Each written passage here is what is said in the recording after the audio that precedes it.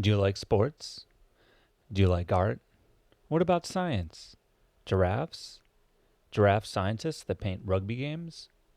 It's all available on Audible, the biggest audiobook site with the largest selection of audiobooks this side of the inner solar system.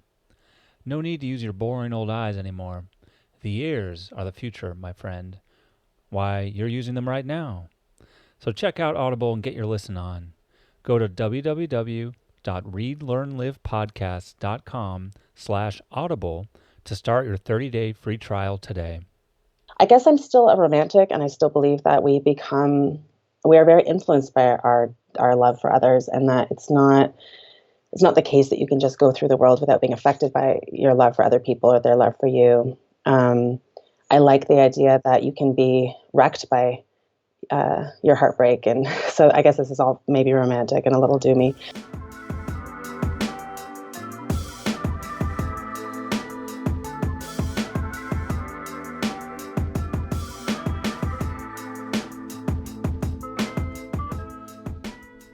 Hello and welcome to Read, Learn, Live, the podcast about improving yourself through literature. I'm your acclaimed host, John Monaster, and I'd like to welcome you to episode 72, otherwise known as the year Pong was released and today's modern video game revolution began. As always, if you have ideas for books you'd like to see featured, or have authors you want to put me in touch with, you can reach me at jon@readlearnlivepodcast.com. Today, I'm delighted to have the opportunity to speak with author Liz Harmer about her book, The Amateurs. Liz Harmer is a Canadian writer living in Southern California with her many pets, 3 children, and philosopher husband.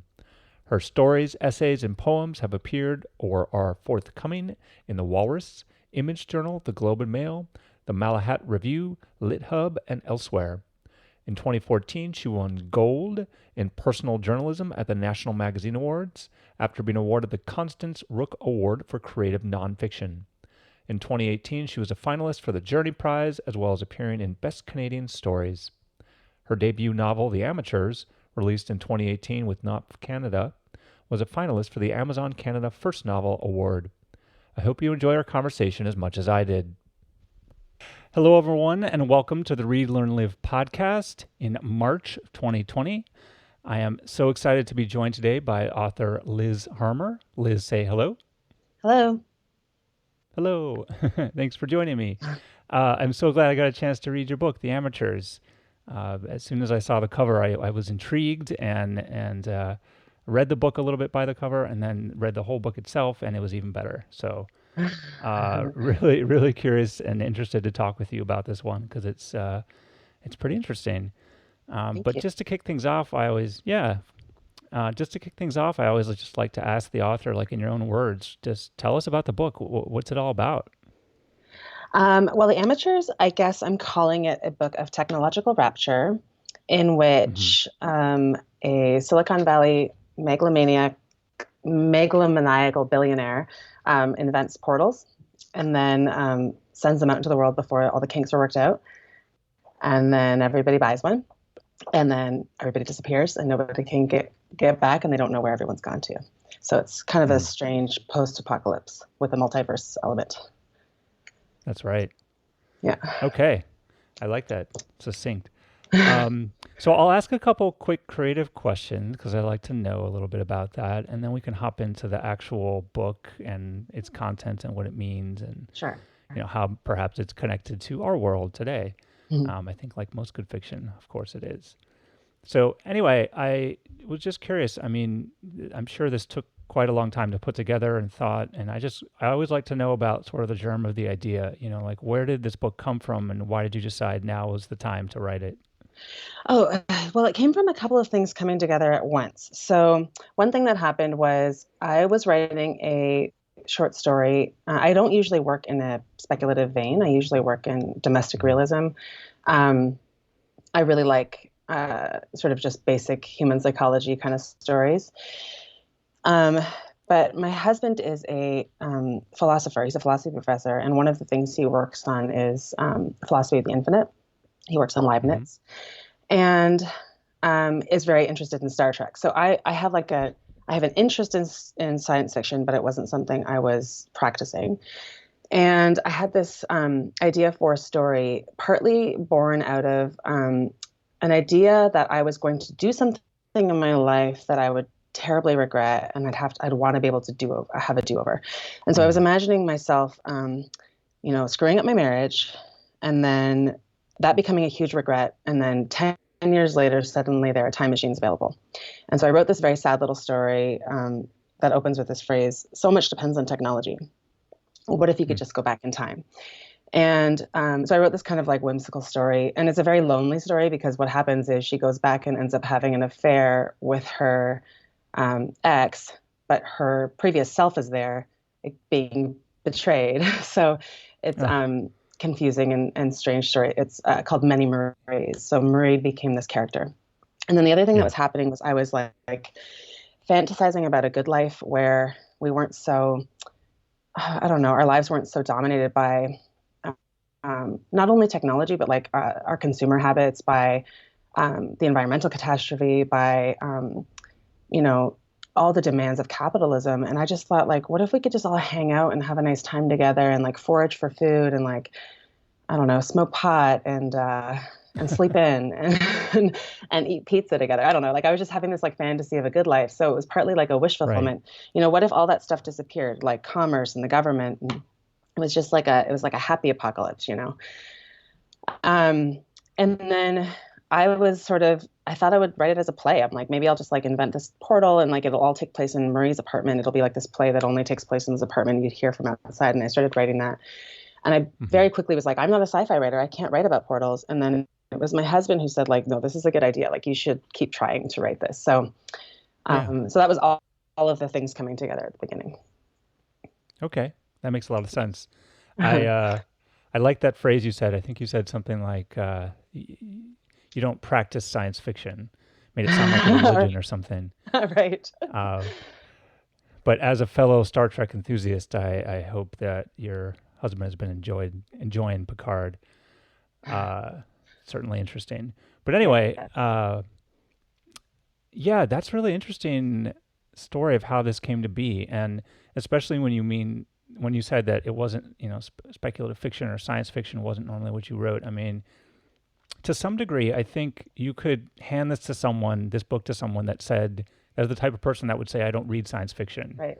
and they would be fine with it, because Hmm. it's not a kind of book where science fiction is integral to the story and plot. You need to understand science. You need to Right. be able to, it's just sort of there. But even the ports, which we'll get into, they're very, you know, uh, hard to figure out. They don't seem quite science based to some degree, Hmm. So I think that's an interesting thing. Hmm. And I think that is, I'm almost rethinking large parts of what I read now in light of what you said also in Oh, terms of your personal connection to it. It's very interesting to me, yeah. but we can talk through that. So anyway, okay, so you kind of you jumped around between these different styles. You had a short story, you were trying to write a play, all this Huh. stuff, and you settled on a novel. So how did you actually get to the novel as it is now? What sort of was your process? What works for you to write? I'm definitely a person who writes by the seat of my pants. So I just started writing scenes. The first versions of this had the idea was that people could leave and come back very easily, and so it was an idea that there were a few people that weren't going to participate.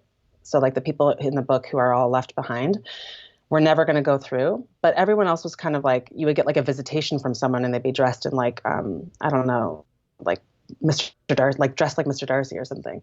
And Yeah. then you'd have like a fun affair, and then Mr. Darcy would leave again. And so I had this. That was the conception at first, and so I was writing a lot of scenes like that. To me, there was always like a love story, like obsessive element.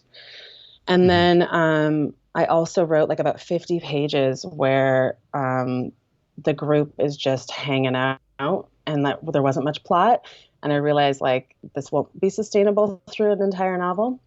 But the main thing was that I was writing this I mean, it's not the first novel that I finished, but it's the first novel that I feel like that's not stuck in a drawer. Mm. But what I needed to do, I actually had a mentor that I worked with. I was doing a master's degree at University of Toronto, and he helped me figure out how to move from the place where I get stuck sometimes, which is just feeling around in the world and like getting obsessed with the characters and not necessarily moving the plot forward. Um, because he gave me permission to jump to Silicon Valley. So I had thought I was going to set the entire thing in this town, which is based on Hamilton, Ontario, where I'm from in Canada. Hmm. I thought the whole thing was going to be stuck there in Marie's kind of community. And at a certain point, like I basically, all of the characters are not actors. They're all very passive. They're all kind of waiting to see what will happen. It's hard Yeah. to build a plot around people like that. So when I was able to move to Silicon Valley, give myself permission to portal through these different sections because of my mentor, that's how I was able to finish it. Mm. Yeah. That's an interesting sort of creative block that you were able to overcome. Yeah. Uh, yeah, I can imagine how that'd be difficult. And knowing that, I mean, we have parts of the story where it is sort of like that, and even the characters seem kind of self-aware. You know, they have this conversation like within the novel where they have these conversations, and people are like, "We're having the same discussions over again, and Yeah. we're not going anywhere." And we're waiting for a leader, and they have leader figures that kind of come and go, maybe. And yeah, I think that's an interesting point. But anyway, okay, let's Yeah. hop into the book a bit and start talking about these people. Sure. And at the beginning, with this first group, the amateurs, there's really a connection in terms of place, I think, and that's true throughout the book. I think the book is in a large part a discussion about place, but Yeah. with this particular group, there's a lot of disagreements about where to go. This sort of this Philip or Philippe Mhm. um, wants to stay, or sorry, wants to go and wants to head south and not deal with the winter. Marie wants to stay, and it's her home. And um, I don't know. I guess it really made me think about what I would do in that situation, and whether I would want to stay or go. And I think it's tricky to say because I grew up in Los Angeles and I live in New York now, so this isn't quite the home I've known forever. But I think there is definitely many situations you've seen where people will stay places where they probably shouldn't, Mhm. or will stay places within uncertainty just because it's home and they don't know anything else. And I had that example of flood victims that repeatedly rebuild their homes over and over again, even knowing that they're on a floodplain and it's likely it'll happen again. But they want to be resilient. And I was just curious if you had any, like, in putting these characters together and thinking about this, if you had any thoughts about why we do that, why is this idea of home so important to us, and why we feel like it can be so hard to leave sometimes. It's really interesting because I think I was writing a very so I was feeling very homesick because I had just moved to California and I had lived in Hamilton, Hmm. Ontario my whole life when I was writing. And I was, because I got married very young. So I got married when I was 22. We were still in university, and had children starting in my mid 20s, and really didn't have the means by which to travel or have like big adventures like everyone else seemed to be having. Um, and the idea, I felt like there was an idea that like sophisticated people would like travel the world and, live in interesting cities and like move around. And I was living in like, a kind of a city that has often been treated like a ridiculous place to live. Like it's a steel town. Why would anybody stay there? Mm. And so actually what I was feeling was a rebelliousness, like I first of all felt like you can make a home anywhere. You can make a home with the people that you're with. And there's something beautiful to me about people who are willing to invest in the place they're in the community that they're in. That felt to me like a very important value. It was partly that like I felt that I was being treated like a rube or something because I hadn't had these like Mm. sophisticated experiences. Whereas, I'm a person with a mind and a rich inner life, and I want to be able to value like a sense of place and like a sense of rootedness, which I think is anyway. I don't know if this is sort of maybe veering into like a discussion of class or something. Um, I think it's all connected, yeah, it's all right? connected, I right? mean, people that are wealthier can move around more easily, Yeah, and or they buy second, third, fourth right. homes. I mean, their idea of home is very different, Yes. probably. Yeah, and then for many of us, if a disaster hits, like where are we going to go? You know, Mm. um, and then and I was also thinking a lot about like sort of an anxiety loop that I get into, which is the sunk cost idea, or like you've already stayed this long, you know, Mm. You've invested this much. Are you really going to leave now? And so sometimes people get attached in a sort of with a gambling paradox or whatever, like they're afraid to leave because they've already spent so much on the place they're in. So those are two sort of sides. One is negative, and one is positive about staying. Yeah, yeah.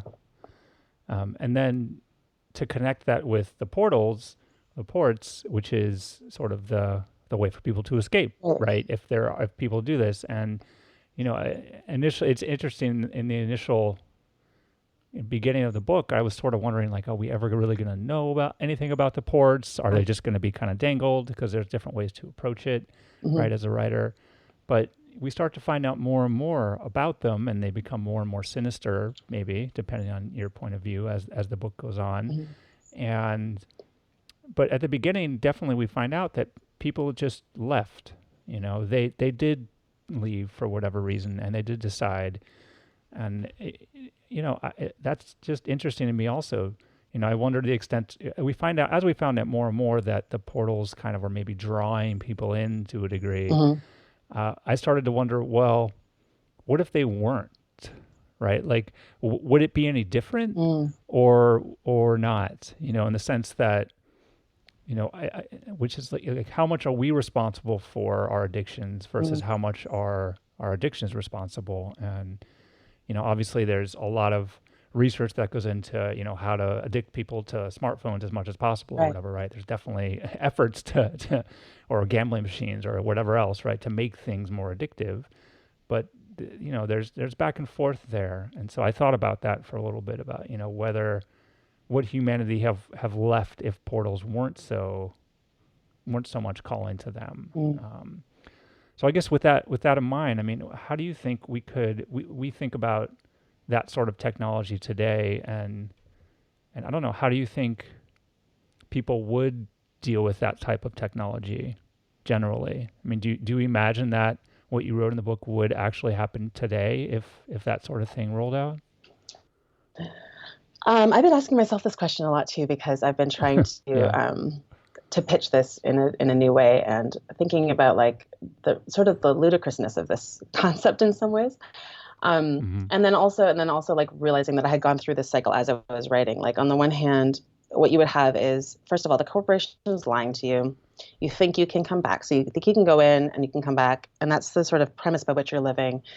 And, I'm thinking about this also in terms of contagion now, obviously, because of the COVID-19 stuff. But Mm-hmm. it takes a little while to figure out everyone's not coming back, right? You'd Yeah. have to collaborate, share knowledge.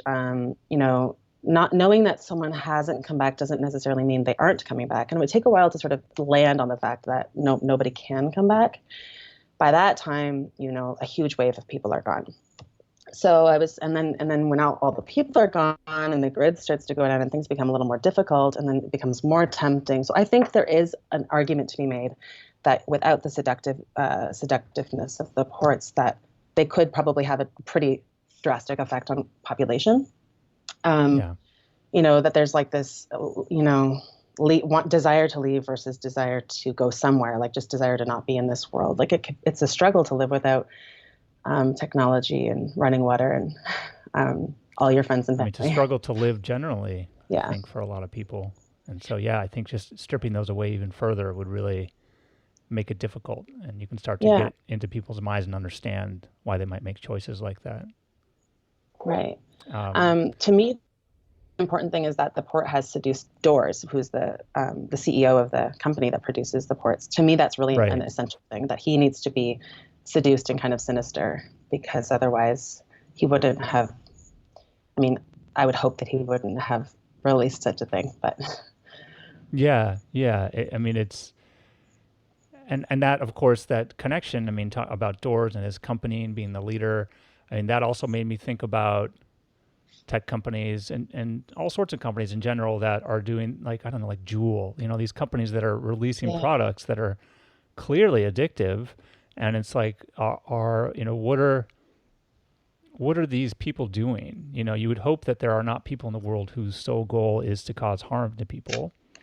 To some degree, maybe there are, mm, but um, I wonder. It makes you wonder, like, what these people are seduced by. right, Is it a drive for money, power, Mm. prestige, um, status, all these things, and is it kind of leading people to push things to no end on them? So yeah, I wonder if even it takes like a port, this sort of AI, other mind, other universe thing to seduce someone, or again, if doors could have just been seduced by the same things that seduce CEOs now that are putting Yeah. things out there. Yeah, I mean, I feel like I come up against my own optimism and my own faith in other humans to think, I mean, I don't think I would do that. What would it take for me Hmm. to become that sort of monstrous CEO? And Yeah, yet here we are with people, you know, being very unethical and very corrupted, and we're trapped in their sort of world now. So, yeah. yeah, yeah. Well, I want to, take a little bit of a deeper dive into some of the characters, and we just talked about Doors, but I want to talk about Marie because obviously Mhm. she's pretty integral to the whole story. She is sort of the main character, and you take a little bit of time to dive into her backstory. So maybe just talk about Marie and who she is and how her experiences shaped her, and especially her time with Jason. Right. So Marie is had been kind of an artist with some ambition to be an artist of her in her own right, and her relationship with Jason, which is modeled not very intensely strongly on my relationship with my husband, but there are similarities because she's with somebody who was going to be a physicist, then became a philosopher. I mean, this is very close to my husband's profession. And I was going to be an artist, and there was this time in our marriage where we lived in an apartment very similar to the one in the book. So I'm not Mm, saying it's autobiographical, but there are like sort of superficial similarities. And mm-hmm, I was really interested in the idea that I guess I'm still a romantic, and I still believe that we are very influenced by our love for others, and that it's not the case that you can just go through the world without being affected by your love for other people or their love for you. Um, I like the idea that you can be wrecked by your heartbreak, and so I guess this is all maybe romantic and a little doomy. Um, so Marie wants to be an artist and kind of can't get it together to do that, partly because there's something embarrassing about ambition, or like mm-hmm, um, trying too hard or something. There's an ironic and kind of like self-protective way that she is. Um, Meanwhile, I think that the conflict in their marriage becomes that Jason is ambitious, and Jason wants he does want that like sophisticated life. What happens? Divorced, and she opens a an art supply store, which is based on an art supply store in Hamilton, which I loved and wished I owned. So I just gave it to Marie. She becomes an entrepreneur instead, and somebody who's invested in community in a different way, as a mm-hmm. small business owner. And then it's like she ends up Jason ends up marrying someone else, but they end up back in an affair together. Sort of dark side of the romantic life, I guess. And then he leaves without saying goodbye. So he leaves through a port, presumably, and hasn't said goodbye to her. So she's kind of stuck waiting for him. And that's Mm-hmm. Marie's story. But she's also making new friends, and she has a dog, and she's learning how to shoot, and she's becoming a different, more fierce version of herself. So I think she's a complicated person, who I thought her personality was like mine, but I had so little self-awareness that she actually is nothing like me. But I thought I was writing a character like myself, but I think, but actually she's not that much like me. You're not out there shooting deer. No. Okay. Yeah, I thought that was really interesting that it seemed like she grew and changed so much. I mean, I guess we would all have to grow and change so much in this type of situation, but that, yeah, she picked up a gun and she really became very strong and, other people want to leave and she would argue fiercely for staying Yeah. and, her voice mattered. And, to some degree, it made me think about the idea of kind of the hero within us, Hmm. or there's the constant there's that story told over and over again of the call to action and the hero rising to the occasion, and all of us have that potential, Right. and it's interesting to me to think about. I wonder, how can we think about maybe like activating that, like hopefully we'd be able to find that in ourselves in some way that doesn't require a crisis, Right. Right. and to be able to exercise our abilities in the everyday. Do you get a sense that that something that you try and do or others try and do, or how can we think about, finding like our inner badass, I guess, for lack of a better phrase? I actually do think that we can find that. Yeah, inner badass is a nice way to put it. You can find Yeah. out that you're good at things you didn't know you were good at as soon as you see a need, you can meet that need. Yeah, Yeah. totally. And for me, I think a lot of that is also choices that we make. Mhm. And maybe if you don't have time to organize a march or something like that, you can also just start making choices differently Mhm. and encouraging others to do the same, whether it's what you buy, where you go, all those sorts of things do have impacts, I think. Yeah, definitely. Um, okay, well, let's think about some of the other big characters. So, when we moved from the amateurs to the professionals, and we started to get a connection to Doors, who is this kind of crazed cult leader-ish person that everyone, falls in line with, and we sort of get introduced to Brandon, who's our other main character, and he's sort of his right-hand PR person that's always been there and is sort of under the spell of Doors.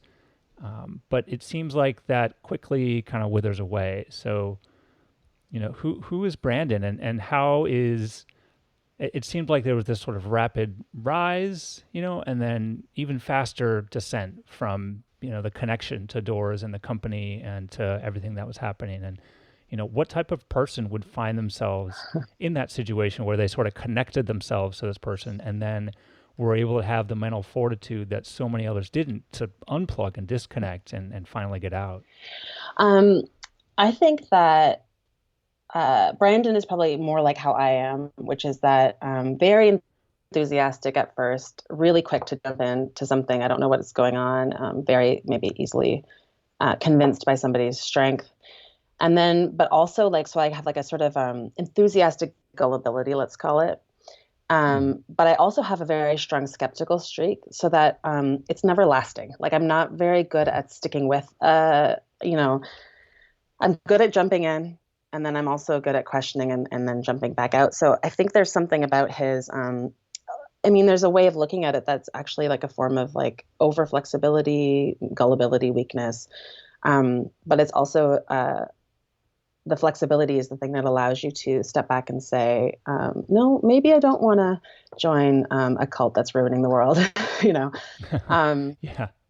so I feel like it's a very complicated way to exist, but I don't know. The more I'm thinking about it, it's more the way I am. So when I'm calling Brandon, like a puppy of a man, it's like, well, I'm a puppy of a person myself. So, um, yeah, I don't know. I mean, I think we all are Yeah, to some degree. Like I think most people, given the opportunity, will be trustful. yeah, yeah, I think this is I forget where I read this, but I feel like I was reading some psychology stuff or something that was sort of like this is what enabled humanity to be successful. hmm, Like if we had intense distrust of everyone all the time, like we could never really work in groups, we could right, never do things together. Like it would be very difficult to succeed as a species. So we tend to trust by default, right, but it's sort of like that trust but verify, and I think that yeah, that's a good point, and perhaps not everyone has tuned in quite as much to that, and maybe there's a scale, and it can be hard sometimes to know whether you're too far down the trust, right, and need to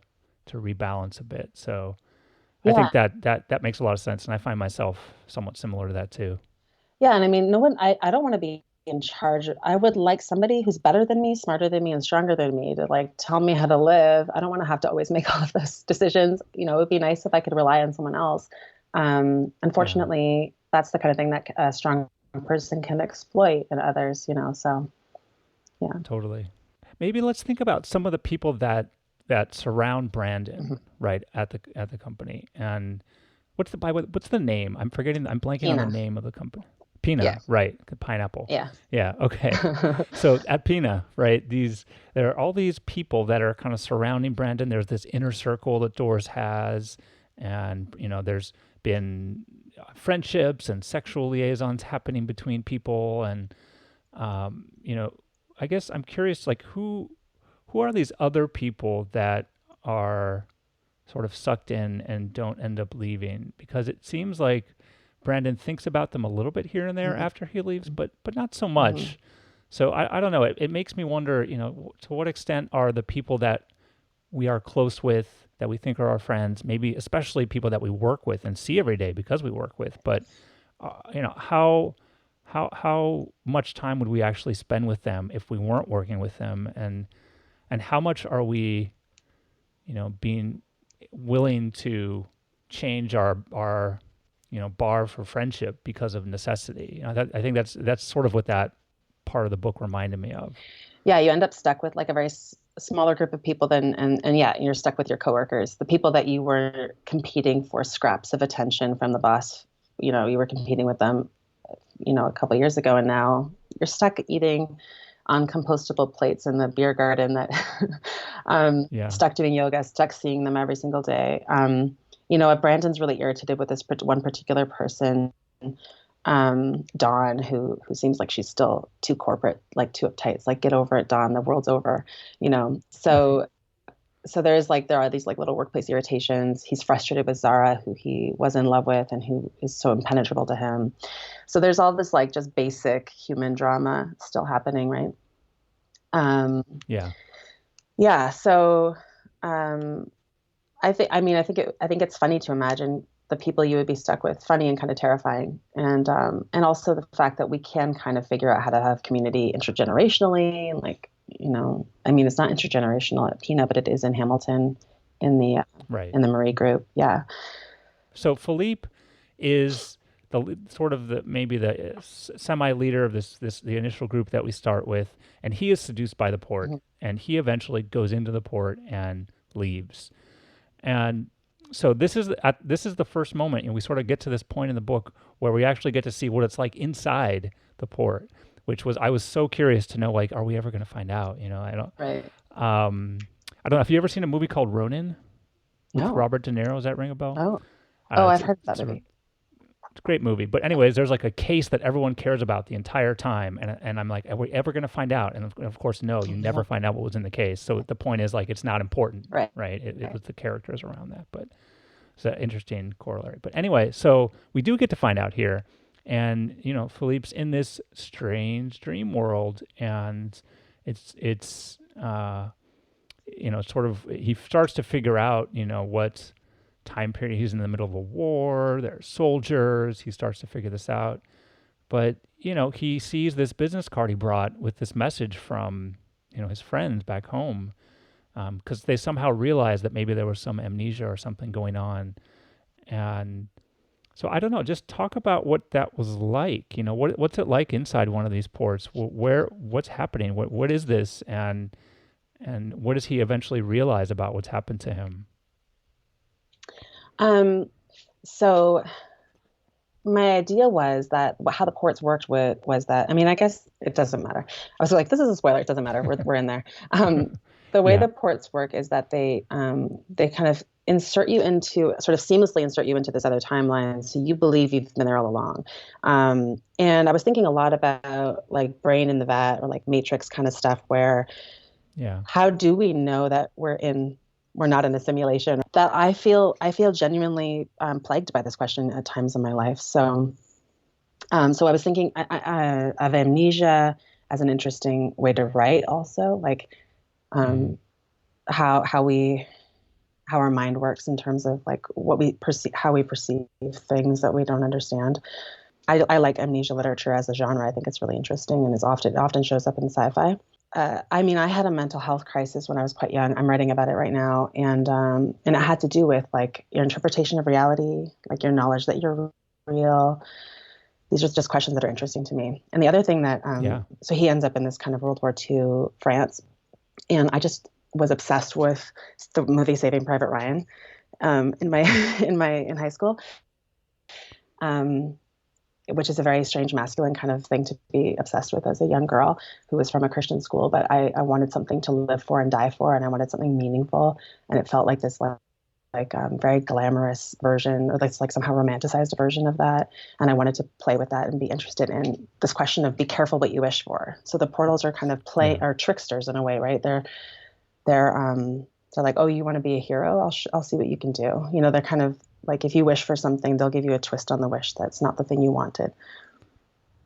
Yeah. It reminded me of the idea of like the genie, Yeah. where you have a genie and you wish for something, It's like you wish for $1 million, and like it's like but you're in a room with $1 million and you suffocate. It's one of those things Right. where it's like Yeah. you really, yeah, be careful what you wish for. And Yeah. as we learn more about the portals, it kind of, we start to expand on that idea that they're really not our friends necessarily. They're trying to do what they think is right.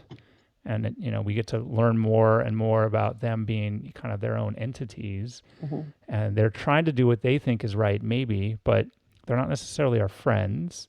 And I thought that, that just posing that like that, it was pretty interesting, and learning about that. And then we eventually find out that it is possible to come back. That Jason comes back, and so Brandon eventually goes to Marie. So these two big characters meet up.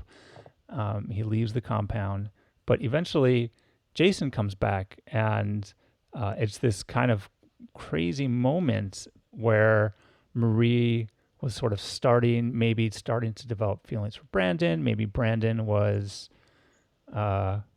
definitely developing feelings for Marie very quickly. Uh-huh. And then all of a sudden this new person comes in, Jason, and Brandon is kind of like scoffing at him, and Marie is just like, oh my God, this is amazing. And it's like this strange, the book is already full of strange dynamics. And then it's like, okay, here's another one layered on top of that. How would you imagine that for someone? It's like knowing that you had perhaps come to terms with a loss through a divorce. That's one loss. Right. And then you had an affair, and then you went back and lost. And then that person just disappeared into a port, for example, which you could almost say is like dying. Right. It's almost like the person is gone forever. And then you maybe come to terms with that, and then they're back. And to me, this is just would play havoc on me. And so, how can we even think about processing in terms of events like that? How is Marie managed? How is Brandon managed? Yeah, maybe one way you manage is to act like a very petty person who's forgotten that the world has changed. Like imagining Brandon being like competitive with Jason when Jason is like possibly the first person who's come back from the portals, and his first thought is like, this guy's effing with my love, my love affair. Which I think, to me, it's amusing that people are capable of being as petty as we are in circumstances that seem so, requiring of awe or some larger emotion about the sublime. I just find that really, I think that's an adorable feature of human beings. Also, sometimes obviously leads to trouble, as all of our adorable traits do. And that's, Marie, I think that it's still coming for her. It ends before she really has to face all of what has happened, and really face what happened with Jason.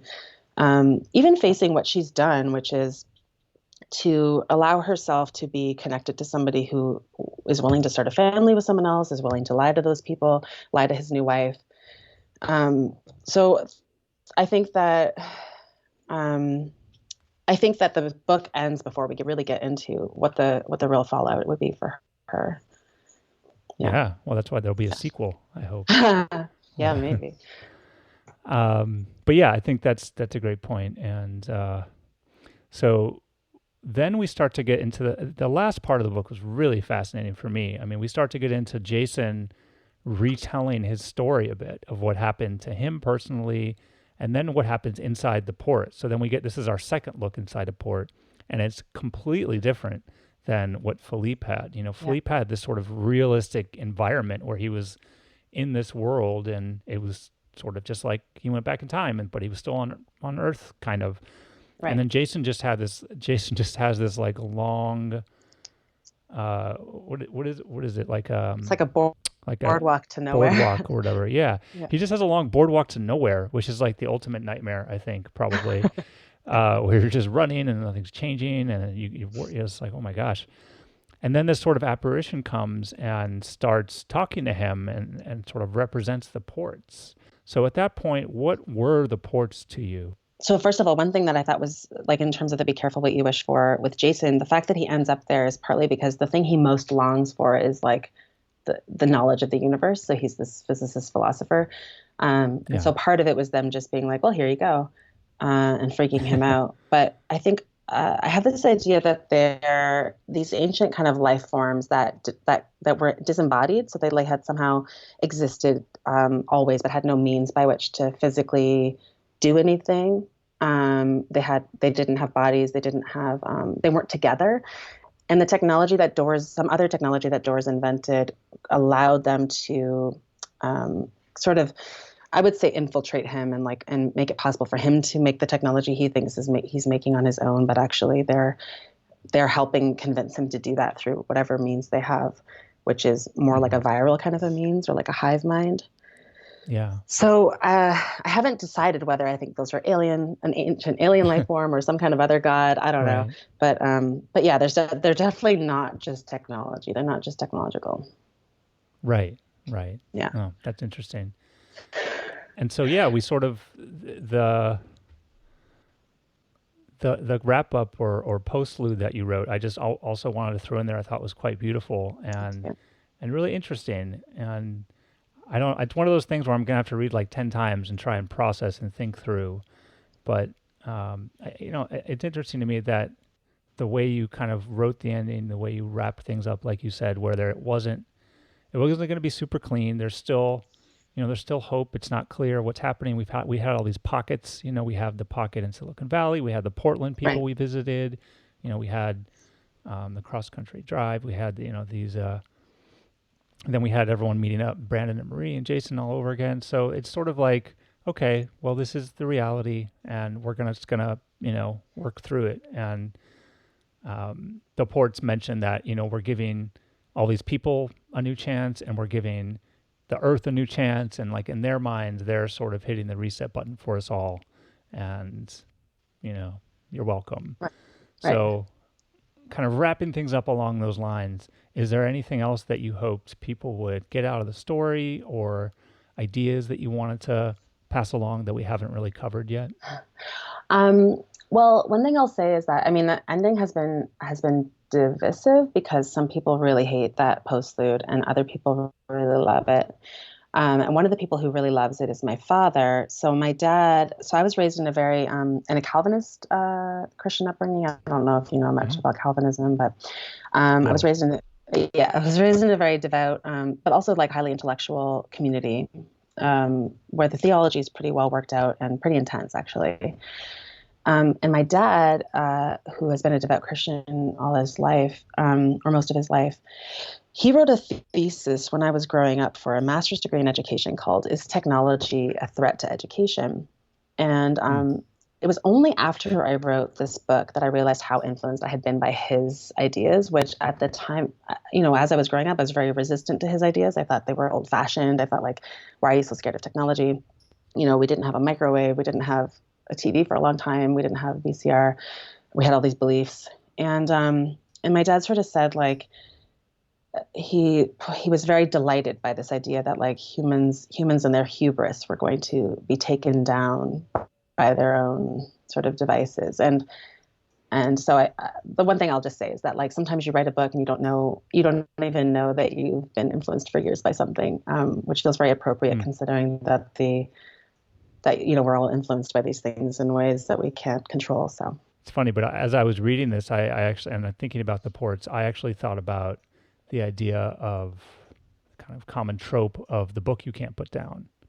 right. To some degree, that we get books take us into another world often, and we can then love that so much that we become addicted to that other world, and we Yeah. want to read the book and we can't put it down. And I don't know, I just felt like there was some interesting connection there somehow. But Well, totally, because I was writing this thing about, like, we need to be more present, we need to, like, pay attention to what's around us, but also I love to be in my imagination and I love to be in imaginary worlds, and I'm not giving yeah, that up, and I'm not apologizing for it. So for yeah, whatever that's worth. totally agreed.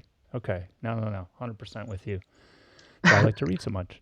Right. Um, cool. All right. Well, so is there anything else that you are working on or putting together, or kind of what's on your mind at this stage of your life? Well, I'm sort of in an editing stage with my next novel, which is a completely different novel. I've been calling Hmm. it for a couple of years. I've been calling it my doomed sex novel. It's like a fast-paced novel of erotic gothic doom. So Wow. um, Okay. it's Great adjectives. yeah, it's got like I mean it's got a lot of taboo sex, a lot of problematic sex, a lot of ambiguous moral problems. So anyway, uh, very tragic, very tragic, very intense book, totally different. And I'm pretty happy with that. So I'm hoping that will be out not too long. And I'm also working on a memoir. I was mentioning my the mental health crisis that I went through when I Yeah. was 17, and I've written a memoir about it called Interpretation Machine that I'm finishing, and I'm in an editing stage with that as well. So those are my two big projects that I'm working on right now. Wow. Those are big. Well, that's exciting. Yeah. I look forward to checking those out. I am interested in both Hmm. in their own way.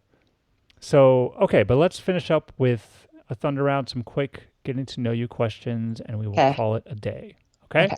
Hmm. Okay. What is your favorite food and or drink?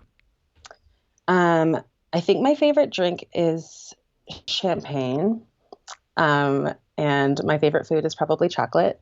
I think those are probably explain a lot about me. So just all Yeah. celebration. Well, Yeah. yeah. Yeah. Well, they go well together even. So Yeah. good. I like that. Not healthy. Okay. Where's your, well, yeah, there are worse. There are worse things. Where is your favorite place you've ever been? I feel like I need to say that my favorite place is my hometown of Hamilton, Ontario, Okay. which is probably not many people's favorite place because it's not glamorous, but I love it there. So that was a place that I loved living and growing up and coming of age and falling in love. I think my another place that I love is the Adirondacks in New York State, where I spent a lot of time as a kid because my grandparents had a trailer there. Um, Mm-hmm. but yeah, I'll say Hamilton, Ontario. Shout out to my hometown. Sounds good. And last question, if you could wave a magic wand and change any one thing, what would it be and why? Well, I don't know how I could answer anything other than changing the environmental catastrophe. I wish Yeah. that we could turn back to a moment when we had an option not to go so far with fossil fuels and just chose a different energy source and changed the way we lived at a crucial moment, maybe 20, 30 years ago. That would be my magic wand. All right. Fair answer. Yeah. Well, Liz, thanks so much for talking with me. This was really interesting and really great. We dived into so much, I think, both about the book and the world today.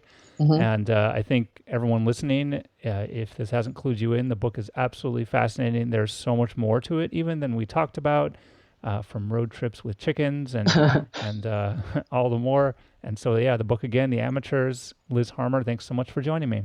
Thank you so much, John. Thanks so much for listening to this episode of Read, Learn, Live.